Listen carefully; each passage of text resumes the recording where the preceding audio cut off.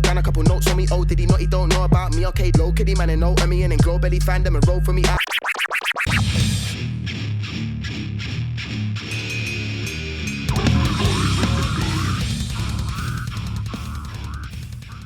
Et bonsoir à tous et bienvenue dans cette seconde émission de Crossroad.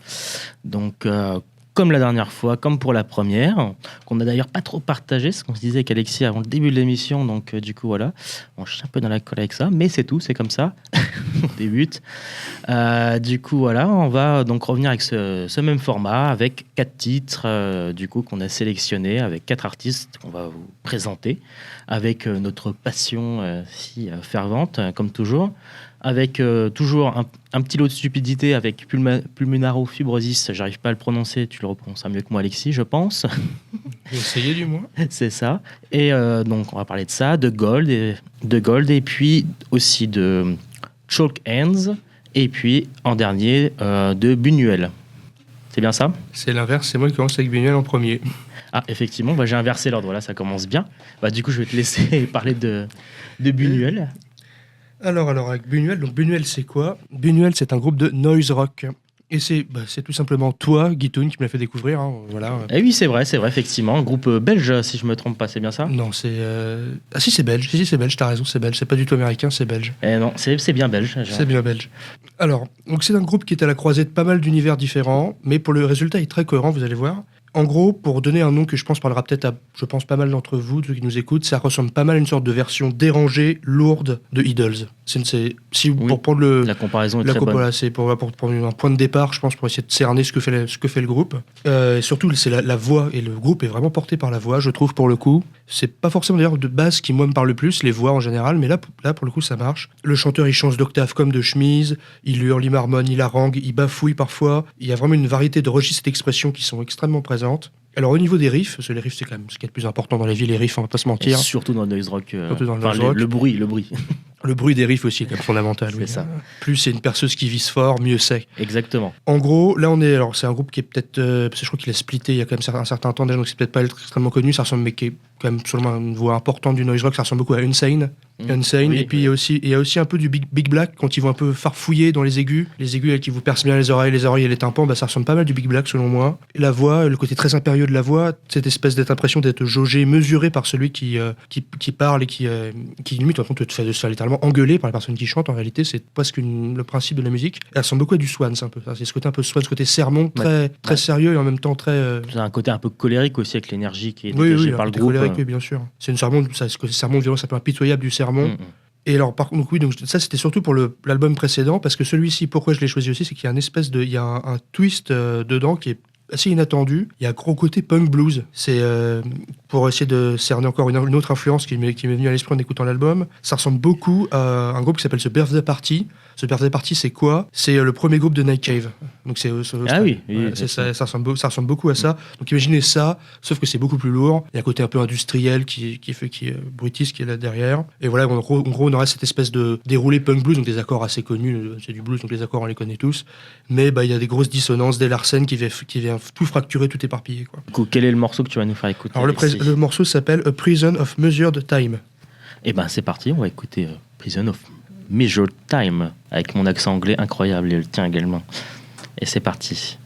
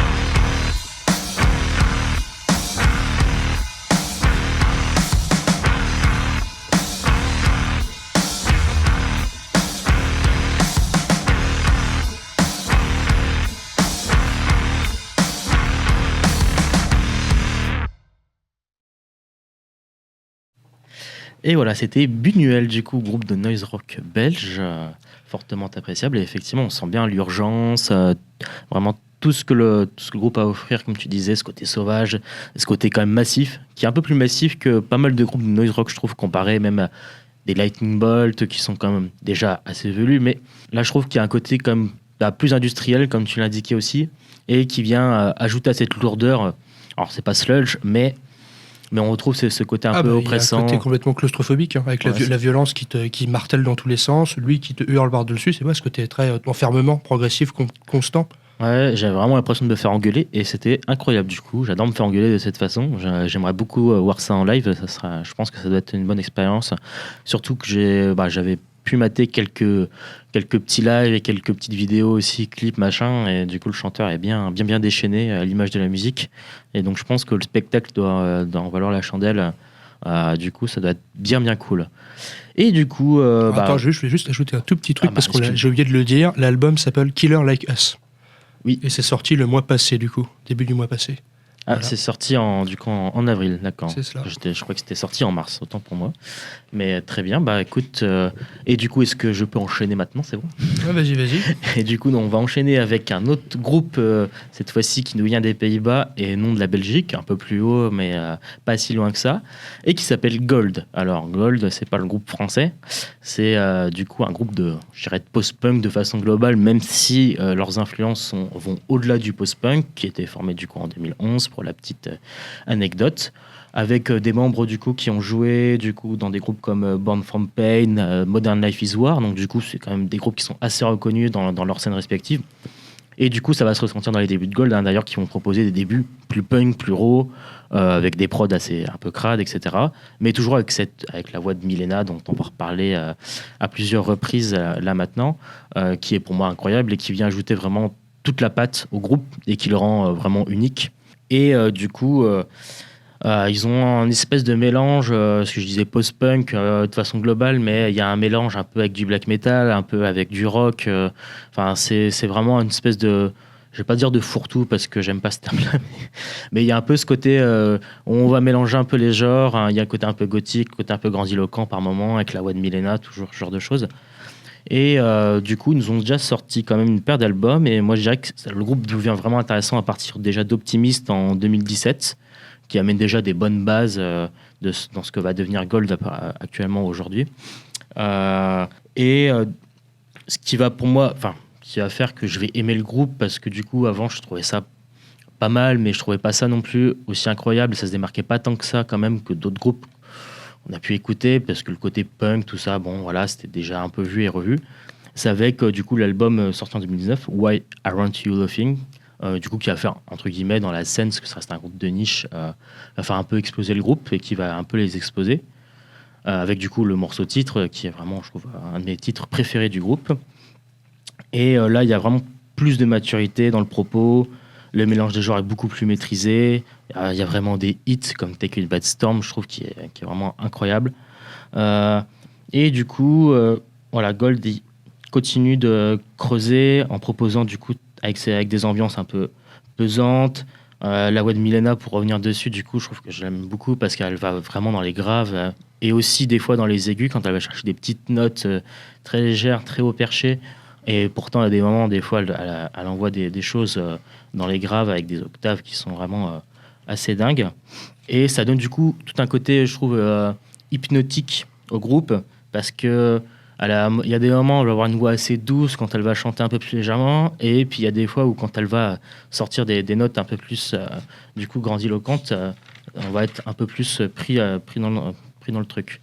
Et du coup, je ne vais pas vous parler de cet album-là en particulier, mais plutôt du dernier qui, pour moi, poursuit la continuité, en tout cas dans le côté musical, de ce que proposait déjà le groupe, avec, je trouve en tout cas, même si Alexis n'est pas trop d'accord, mais on reviendra dessus après, un côté plus post-punk dans la forme et dans l'expression, avec un peu plus de touches d'électro, des beats, etc. Donc, et qui amène du coup une autre dimension encore au groupe, même si j'aurais peut-être une préférence pour le précédent, pour le côté plus métal, parce qu'étant plus fan de métal que de post-punk au départ. Mais comme on le dit si bien, ça reste du post-punk pour fans de métal. Hein, ça reste quelque chose d'assez lourd. Et ça va bien jouer sur tout ce qui est mid-tempo et encore une fois la puissance vocale de Milena avec il y a aussi des claviers, ce genre de choses. Et moi surtout, ce dont je veux parler, c'est qu'effectivement la musique, là pour le coup, elle est assez importante, elle je trouve assez unique par rapport à ça. Mais avec cet album-là, ce qui le rend plus fort encore quand même que le précédent, c'est vraiment beaucoup la thématique globale où la chanteuse va se livrer sur du coup ce qu'elle a vécu, qui est vécu une agression sexuelle du coup, et donc elle va se livrer du coup auprès de nous au travers des paroles de ses chansons, avec les traumatismes que ça engendre et ce genre de choses. Donc avec l'évolution, en fait, l'album retrace un peu l'évolution de son parcours depuis que justement elle a vécu ce traumatisme-là, et comment du coup elle essaye de s'en sortir avec du coup des pics dedans, avec des morceaux pour moi phare, et du coup il y aura Strawberry Super, qui est le premier titre de l'album que j'aime énormément, qu'on passera par la suite. Voilà, après je sais pas si tu veux ajouter quelque chose, Alexis, par-dessus ce que j'ai dit. Il est très bien l'album, il n'y a pas de doute sur ça. Je l'avais vu, leur version live, parce qu'à la base c'était un live commissionné pour le Roadburn, et finalement ils en ont fait un album derrière. Et j'avais vu, parce qu'à l'époque c'était durant les confinements, les machins, et le Roadburn mettait à disposition gratuitement l'intégralité du festival en live, et j'avais vu ce live-là, et j'avais pas été très convaincu, mais heureusement l'album par contre me plaît beaucoup. Il me plaît beaucoup pourquoi ? Parce que toute l'électronique dedans, elle est beaucoup mieux mise en avant que durant le live. Enfin, ça apporte vraiment, autant on a l'impression qu'il y a une espèce de sursimplification du groupe en live, ça donnait cette impression-là, par rapport à ce qu'ils faisaient avant, beaucoup moins d'influence, le propos est très restreint, plus minimaliste. L'électronique ajoute une diversité forcément de sonorités, de textures, et ça donne l'ampleur musicale qui pouvait manquer au live, quoi. En fait, je trouve ça intéressant, c'est que de faire cet album concept, comme tu as dit, sur ce qu'on lui a fait subir, et que ça se ressente autant comme dans la façon dont il modifie la musique du groupe par derrière, vraiment comme si c'était une espèce de parenthèse nécessaire pour elle, et du coup toute la musique du groupe se retrouvait inféodée à ça. Ça, je trouve ça intéressant. Je trouve effectivement, pour rebondir sur ce que tu dis, que pour le coup la musique du coup de Gold, et des musiciens qui a été composée autour du coup des chansons de Milena et des paroles, ou en tout cas tout est imbriqué. T'as vraiment cette sensation que l'un ne va pas sans l'autre, en fait. Ça fait vraiment un tout, et qui du coup le rend vraiment fort, en termes d'émotion. Et pourtant, même si on va reparler après d'autres groupes émotionnels, d'un groupe de Screamo surtout par la suite, là je trouve qu'il y a vraiment une espèce d'émotion qui est encore différente, plus pesante, et qui est quand même prenante. C'est vraiment, surtout quand ce que je conseille évidemment, c'est d'essayer de l'écouter une fois en lisant au moins les paroles des chansons à la suite, pour bien comprendre tout le truc derrière l'album et tout ce qui a pu être vécu par la chanteuse par rapport à ça, et du coup comment elle se met quand même à nu par rapport à ça. Et ça, les gars, du coup, c'est faut être courageux pour faire ça, il faut avoir du courage pour réussir à se livrer comme ça. Et donc moi c'est pour ça que je trouve que c'est un album qui est magnifique pour cet ensemble là qui est proposé, quoi. Donc du coup l'album s'appelle This Shame Should Not Be Mine, qui est sorti aussi le mois dernier, si je me souviens bien, si ma mémoire est bonne. Et du coup je vous propose d'écouter le morceau Strawberry Super.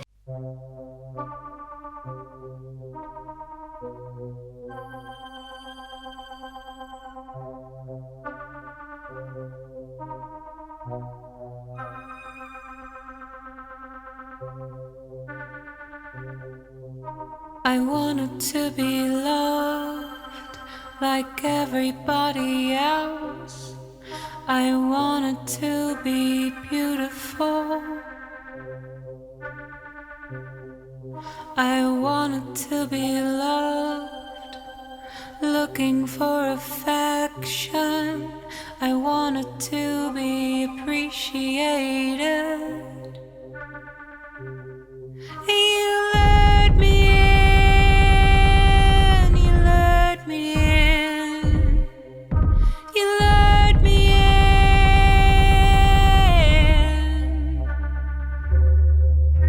Sugar,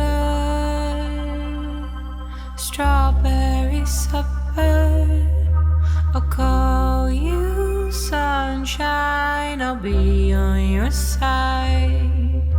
Sugar, strawberry supper, you called me sunshine, you tore me down. Did you ever think about the receipts I kept? All the shit you left me with. Boys will be boys,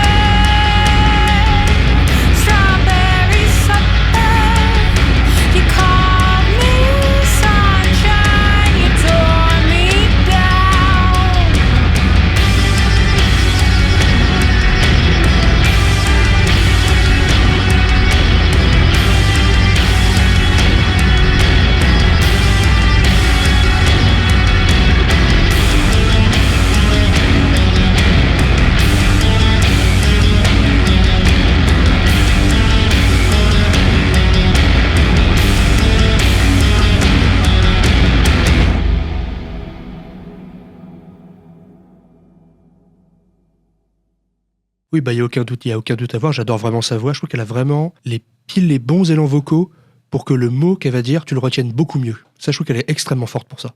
Ah bah, sur le refrain, quand elle va du coup faire le Strawberry Supa avec une voix beaucoup plus légère, tandis qu'à un autre moment au début du morceau, avec sur un des couplets où là elle va prendre vraiment toute la puissance avec ses octaves, elle va aller dans les graves vraiment super super bas pour donner quelque chose de vraiment ultra pesant. C'est ce qui fait pour moi, enfin tout le sel du groupe et en plus avec, comme je le disais, la thématique. Ce dont elle parle là, donc du coup de la confiance qu'elle voulait donner à quelqu'un, et c'est ce qu'elle dit dans la chanson. Tu veux m'appeler mon soleil. Bon, la traduction est un peu trop littérale par rapport aux paroles, mais où du coup tu vas donner des petits surnoms et tout, puis finalement en fait je donne ma confiance pour me faire trahir par la suite. Et voilà, c'est pas qu'une trahison, il y a quand même. Oui, mais ce qu'elle dit, c'est qu'elle lui a laissé tout un tas de shit, de merde, de récips, donc elle lui a dû avoir plein de factures à payer derrière, et que lui il s'est barré sans rien. Voilà. Je crois que c'est ça, je crois que si j'ai bien compris le parole, je crois que c'est ça qu'elle dit. En partie, oui, c'est ça, c'est qu'elle a donné sa confiance, elle a voulu donner cette confiance-là, et lui, ce qu'il a fait, en tout cas, la personne qui l'a laissé tomber, qui l'a fait lâchement, du coup, un peu détruite avec ça, et pas que ça, du coup, avec l'agression sexuelle qu'elle a vécue en lien avec cette personne-là. Mais il me semble que dans le déroulé de l'album, quand elle va aborder l'agression en elle-même, ça arrive plus après dans l'album, dans la suite de l'album. Il me semble qu'elle le met pas tout de suite en avant, ça arrive par la suite, si je dis pas de bêtises. Non, c'est vrai que c'est progressif, c'est vrai que l'album possède vraiment ce côté du coup storytelling tout au long où du coup elle va raconter son histoire en fait, et du coup toutes les phases par lesquelles elle va passer, émotionnelles, le rejet, la honte, même si du coup c'est pas elle d'avoir la honte, mais sur ce moment-là le fait de garder socialement on te l'a fait sentir, c'est tout le problème. C'est ça, comme dans le titre Invisible où du coup elle va parler du fait de cacher ça en fait, et du coup de rendre ça invisible parce que il y a aussi ce traumatisme, et qu'elle a certainement envie de passer à autre chose aussi, de pas ressasser ça, et qu'elle veut pas en parler parce que justement le jugement social fait que du coup en règle générale on a plus tendance à dire que c'est accuser les femmes à l'inverse que du coup que les hommes, et donc voilà, je pense qu'elle essaie de se livrer par rapport à ça aussi pour peut-être comme beaucoup de femmes le font actuellement, pour essayer de libérer la parole autour de ça, et donc pour avancer pour elle, et je pense que j'espère en tout cas que ça pourrait aider d'autres personnes à se libérer par rapport à ça, aux violences sexuelles qui sont faites encore aujourd'hui et qui sont évidemment toujours trop nombreuses. Ce qui est terrible, c'est que c'est toujours autant terriblement nécessaire de faire des albums comme ça, c'est toujours ça qui est limite terrible en un sens. Alors, sur une note peut-être plus légère, on va pouvoir argumenter, parce que moi je trouve que le morceau a absolument rien de post-punk. Là même en le réécoutant, quand le riff débarque, c'est du métal 100%. Oui, Après, je suis d'accord que c'est le morceau d'introduction, tout ça, donc il y a plus de post-metal dans la suite de l'album, mais ce morceau-là, il n'y en a pas du tout. Il y a vraiment ce côté, ce mélange quand même, ce côté avec du coup l'intro avec le pad du coup. Ouais, je pense aussi que c'est un autre point de désaccord stupide, c'est que pour moi le post-punk ne repose pas forcément sur de clavier ou non. Non, mais ça reste des gimmicks qui font partie du genre. Hein, oui, surtout en France, qu'on retrouve en tout cas dans pas mal de groupes. Même si je suis d'accord, quand tu vas écouter un groupe comme USA Nails, il y a très peu de passages où c'est avec de l'électro, ce genre de truc, même s'il y en a un peu, si je me souviens bien également. Mais c'est vrai que ça ne se repose pas que là-dessus. Mais il y a une bonne partie de la scène qui aime bien, en tout cas, utiliser ce genre de sonorité avec des pads, etc., des claviers, et ajouter du coup des touches autres, parce que c'était le principe du post-punk aussi, ça amenait des éléments en dehors du punk dans le punk en fait, et garder toujours cette urgence punk dedans. Et je trouve qu'il y a quand même ce côté toujours un peu urgence, un peu punk quand même dans l'esprit, et ce côté voilà, enfin c'est même si c'est du mid-tempo, hein, c'est vrai que le morceau il va pas vite, et il y a bien le riff metal, hein, surtout dans ce morceau-là, donc qui fait pour moi bien lien avec du coup l'album précédent, qui m'a bien rappelé un morceau comme Take a Benstorm, où du coup avec le riff un peu blackisant sur le fond, qui est vraiment, je trouve, très intéressant, qui amène la petite touche en plus, voilà. Du coup, c'est pas de faire le lien, parce que dans Taken by Storm il y a un blast, et maintenant on va parler de blast. Ça fait déjà, je crois, 25 minutes qu'on parle, et on n'a toujours pas parlé de blast, donc là je suis en manque, il va falloir en parler, désolé. Et oui. Désolé, donc on va parler de Gorgrite. Et donc, de quelle stupidité vas-tu nous parler, Alexis? Je vais vous parler du meilleur groupe de Gorgrite français, à mon sens. En même temps, il n'y en a pas 36, donc ça se facilite l'affaire. C'est Pulmonary Fibrosis. Donc, ils ont sorti, alors je sais pas, puis ils ont une discographie très longue, ils ont plein de splits dans tous les sens. On aime bien faire des splits dans cette scène. Un split, si vous savez pas ce que c'est quand deux groupes font un album ensemble, et puis il y a une face pour l'un, une face pour l'autre. Généralement, c'est comme ça que ça se partage. Mais là, c'est pas un split, c'est, je pense, leur 3e album complet ou 4e. Là, ça doit être ça. Ça dépend comment on compte, si c'est des démos sur cet album ou pas. L'album s'appelle Pulmonologiste. Et alors, déjà, peut-être, qu'est-ce que le gore grind, tout simplement, pour commencer? Je pense que c'est peut-être le bon point de départ. Ça paraît pas mal pour ceux qui écouteraient, qui connaissent pas le gore grind du tout. Donc, le gore grind, c'est du grindcore en plus épais, qui parle, comme le nom l'indique, de gore. C'est plus mid-tempo en général, plus dansant que la moyenne du grindcore, qui lui va aller tout droit, très vite, tout le temps, dans des morceaux courts. Les morceaux, évidemment, restent quand même très courts. Ça groove beaucoup plus. Et surtout, il y a un élément fondamental qui va nous distinguer de si c'est du gore grind ou non. Il y a du pitch shift sur la voix. Ça, c'est très important. S'il n'y a pas de pitch shift, vous ne faites pas de gore grind. Il faut le marteler, parce que la scène l'oublie parfois beaucoup trop souvent, à mon sens. Brutal Sphincter, notamment. Voilà, une petite pique, même si on vous aime bien quand même, les Belges. On adore Brutal Sphincter, c'est pas la question, mais ce n'est pas du gore grind. Et du coup, donc, maintenant, qu'est-ce que l'autre mot de vocabulaire stupide? Qu'est-ce que le pitch shift? Puisqu'on j'en ai parlé juste avant. Le pitch shift, c'est un effet sur la voix qu'on rajoute en plus, un effet de liquide sur la voix. En gros, plus ça dégouline, plus ça bave. C'est un peu de bulle perpétuelle, de bouillonnement de la voix qui va vraiment la déformer, qui fait un peu cet effet de matière en putréfaction qui sont en train de dégouliner de partout. Et que quand on est amateur de ce genre de style, c'est effectivement ce vers quoi on veut aller au maximum, oui, bien sûr. Évidemment, c'est vrai que c'est très déglutissant, ça coule, comme on dit. J'aime bien cette expression-là pour parler souvent du gore grind, de groupes comme G-Guy notamment, ce genre de choses. Donc il y a vraiment ce côté à la fois, comme tu disais, groovy, épais, et pourtant, du coup, il y a quand même toujours ce lien qui est très présent avec le grindcore originel. Et il y a quand même du blast, ça blaste quand même beaucoup sur des morceaux courts, et ça va... Quand on dit que ça va groover, ça va pas groover non plus. C'est pas du Pantera, quoi. Hein. C'est vraiment un groove très particulier, très unique. En gros, on appelle ça tout pas. Voilà, le fameux. Il y a deux notes, on ne peut pas demander grand chose. Tout pas, qui vient de la 10 bits, on va pas se mentir. C'est une sorte de 10 bits légèrement ralenti. Alors peut-être que des batteurs vont hurler en disant ça, mais en tout cas, c'est comme ça que je le ressens, moi. Oui, c'est comme ça que je le ressens aussi. Et c'est ce que j'aime le plus. Alors effectivement, après il y a une scène du coup, Groovy Gore Grind, qui s'est faite par la suite et qui est très très bien aussi. Mais il y a quand même plus de jeté qu'à prendre dans cette scène-là, malheureusement. Et du coup, c'est vrai qu'on reste sur le Gore Grind originel, reste quand même le meilleur gore grind, avec Carcass, du coup, qui est le groupe, Carcass, qui est le groupe fondateur. de cette merveille. Un peu par hasard, d'ailleurs, parce qu'il me semble que ils avaient tenté de faire quelque chose et ils n'avaient pas réussi à l'enregistrer correctement, puis du coup ça a donné quand même les débuts du gore grind, avant qu'ils se tournent vers un death mellow. Le death mellow, on en reparlera un jour, mais ça devrait être interdit. Ils ont une phase dev technique aussi à un moment, c'était quasiment technique sur Necroticism. Carcass, c'était presque du dev technique. Et puis après, comme tu dis, sur Artwork, c'est devenu plus mélo. Par contre, je suis pas certain, il faudra vérifier si c'est par hasard ou pas avec Off Putrefaction quand ils l'ont fait. Je suis pas sûr à 100% parce que je crois qu'il y a une histoire. Moi, j'ai cette anecdote-là en tête, c'était tout autant une stupidité que ce que tu viens de dire, je ne sais pas. Qu'en gros, l'ingé son comprenait rien de ce que demandait le groupe parce que ça lui paraissait tellement stupide de pousser autant les paramètres de cette façon-là que ça lui paraissait absurde et il comprenait pas pourquoi. C'est ce que je voulais dire. J'avais plus l'anecdote en tête, mais effectivement, il y a ce côté hasard, si je puis dire, où du coup, où le groupe a demandé effectivement à pousser les potards à fond et puis un peu dans tous les sens selon l'ingénieur son qui enregistrait à l'époque. Et donc forcément, c'était un peu quelque chose de nouveau, avec le chanteur du coup qui piquait dans le dico médical de sa sœur pour du coup écrire les paroles des chansons, ou en tout cas essayer de mettre des titres avec, donc les trucs évidemment les plus dégueulasses possibles à la suite, exprès parce que ça le faisait marrer. Voilà. Donc du coup voilà. Je vais juste revenir légèrement sur le groupe parce que on n'en a pas parlé tant que ça au final. On a surtout expliqué ce qu'était cette merveille. Alors donc le nouvel album de Pulmonary Fibrosis, Pulmonologiste, en gros déjà ce qui frappe c'est la prod, elle est super massive, elle est claire, mais on garde quand même tout les grésillements, la poisse qui font que le gore grind est du gore grind, sinon c'est pas drôle. À mon sens, ce qui fait la force du groupe, qu'on découplait en live d'ailleurs, c'est comme c'est un duo au niveau des vocaux.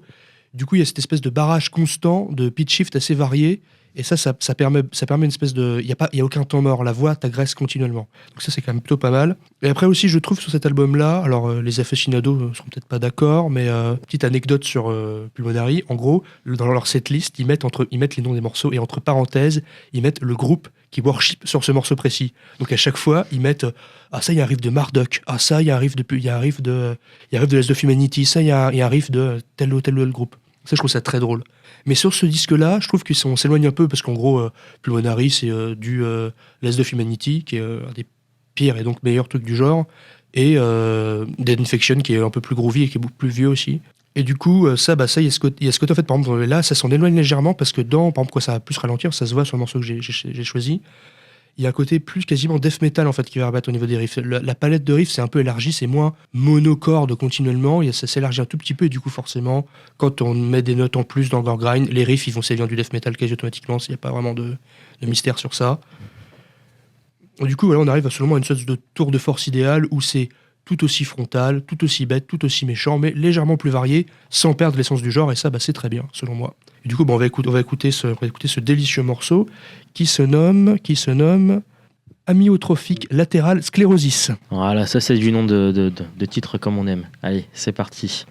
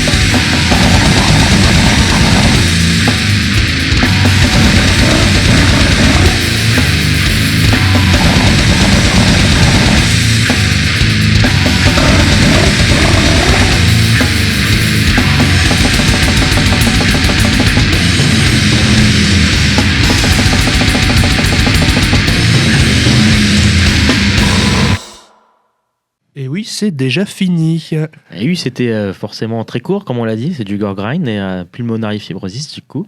Je redirai pas le nom du titre parce que voilà, c'est un peu long à dire et un peu chiant à dire et on va mal le prononcer. Ce serait Amyotrophique latéral sclérosis. Et la 10 bits centrale, elle est parfaite. Alexis qui rattrape du coup mes frasques, parfait. Et du coup, on va faire une transition un peu étrange parce que du coup là on va partir du blast, du gore grind, de la stupidité de cette émission parce je pense qu'il y aura quasiment toujours une stupidité par émission. Hein. Il y a de fortes chances que... Le mois prochain, c'est toi qui la soumettras du coup. Oui. Moi, je serai intelligent. Là, j'ai été bête. Le mois prochain, c'est toi. C'est ça. Donc, il faudra que je sois plus stupide que toi, ce qui est pas gagné, mais je devrais y arriver. Ça devrait le faire. Donc, du coup, ce que je disais, c'est que sans transition, hein, on va parler du coup d'un tout autre genre, d'un tout autre groupe qui s'appelle Choke Hands et qui fait du coup du screamo avec ce qui mélange avec du post-hardcore. Donc, le screamo, du coup, c'est vraiment la branche dure de l'emo. Et pour revenir sur l'emo en quelques mots, l'emo hardcore, c'est du coup un sous-genre donc du punk qui se veut, comme son nom l'indique, un peu plus émotionnel, qui veut un peu plus chercher dans l'introspection et qui se veut un peu moins brut avec des petites mélodies, tout en gardant quand même ce côté urgent du punk. Et donc en premier groupe, on pourrait citer donc Embrace, Ritz Offspring, qui sont vraiment les groupes originels du genre. Et après, il y a une flopée de groupes qui sont arrivés par la suite. Je ne vais pas vous retracer toute l'histoire parce que sinon, on aurait pour au moins 2 à 3 heures d'émission facile. Et encore, je suis gentil en disant ça. Parce que c'est pas comme le gore grind, mais tu as tout autant de splits, d'EP, de petits groupes qui ont sorti des petits albums, des petites choses. Donc, c'est un genre qui est très riche quand même. Et très varié, je trouve en tout cas. Et c'est un de mes genres favoris parce que c'est un genre qui est déchirant, qui est là, qui parle directement au cœur, qui a ce côté émotionnel qui est vraiment mis en avant. Et du coup, Choke Hands, pour moi, cette année, c'est vraiment le groupe qui réussit à faire ça de la meilleure des façons. Du coup, le groupe s'est formé, pour la petite histoire, vers 2017, dans ces eaux-là. Donc, ils avaient déjà fait un peu aussi d'autres groupes avant. Donc, il y avait Funeral, sorte de post-rock un peu doom, que j'apprécie vraiment bien.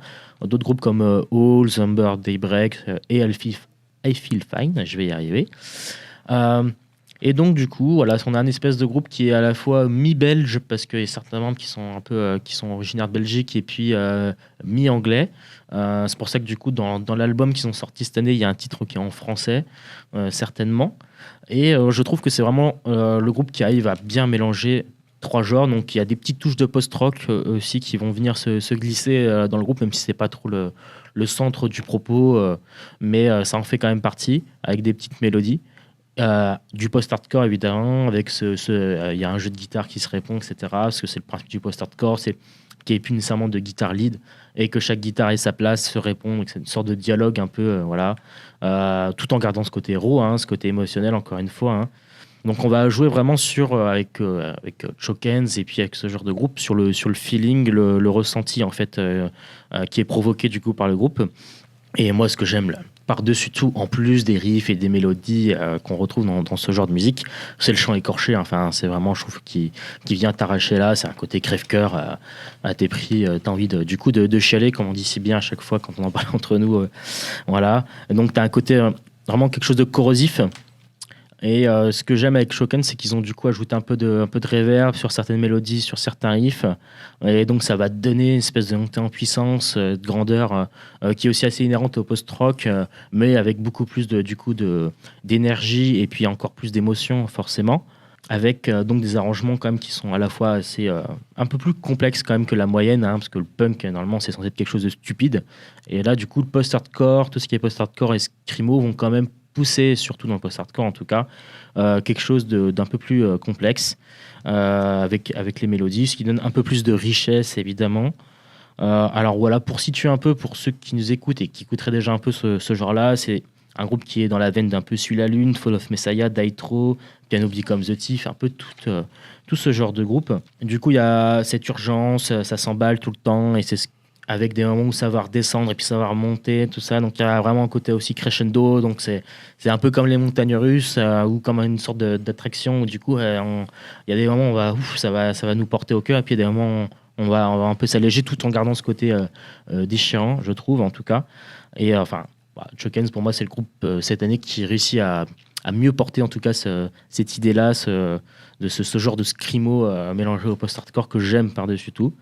Et surtout, on verra après quand on écoutera le morceau, la cascade à batterie que je trouve est vraiment mise en avant dans le mix pile comme il faut, un peu plus qu'à l'habitude, j'ai l'impression en tout cas, et qui sonne vraiment follement bien.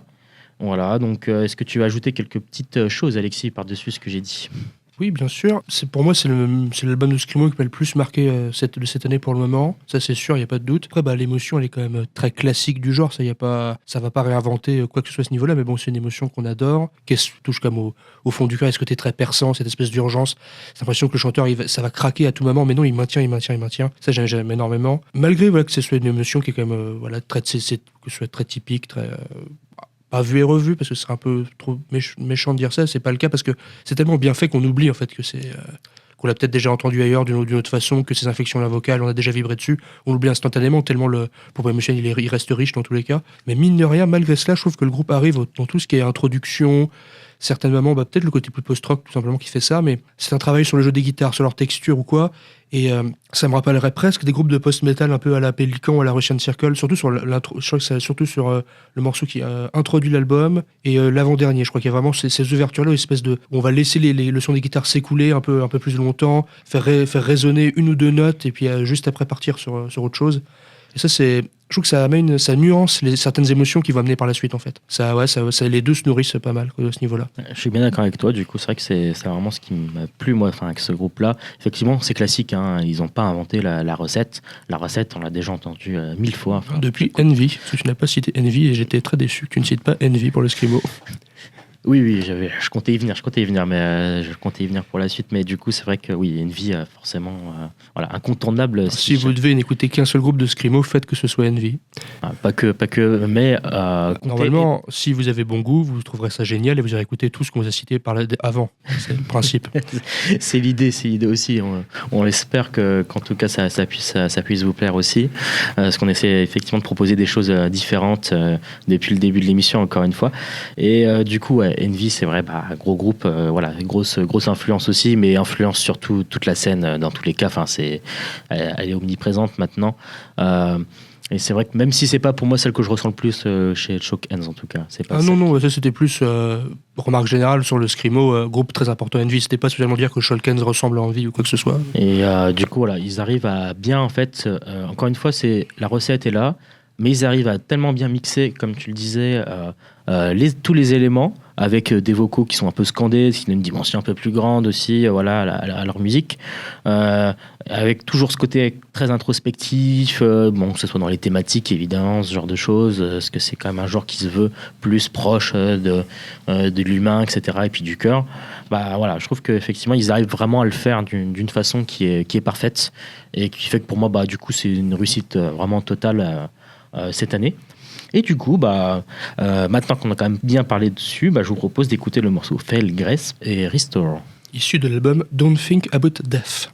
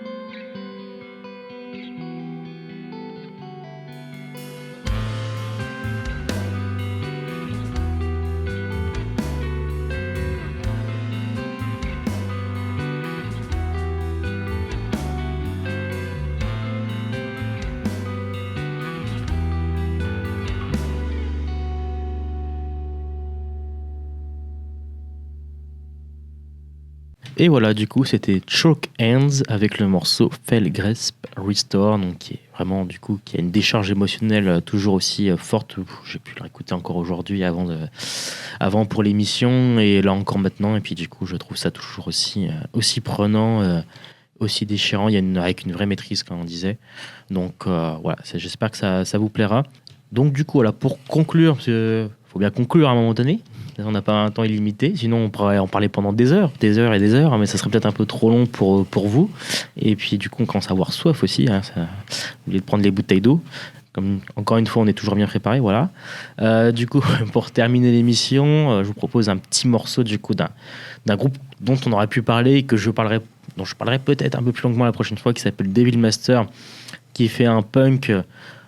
Qui joue sur la reverb, hein, vraiment pour moi c'est. Alors il y en a qui parlent de punk à houlette, mais bon, ça, le terme est quand même très douteux. Et moi je parlerais plutôt de punk à reverb pour le coup, parce qu'il y a vraiment ce côté, encore une fois, la reverb qui amène cette nostalgie avec du coup ces riffs punk bien sauvages, surtout en plus avec les tenues des mecs des groupes qui sont à moitié encore paint, à moitié gothique, ce que tu veux ou quoi.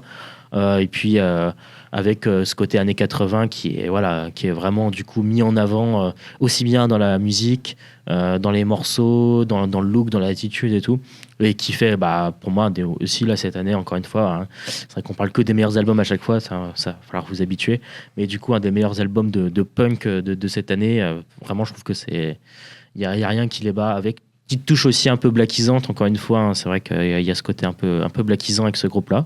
Donc je vous propose du coup, pour terminer l'émission, un petit morceau de Devil Master, et je pense qu'on y reviendra bientôt dessus un peu plus longuement avec Alexis.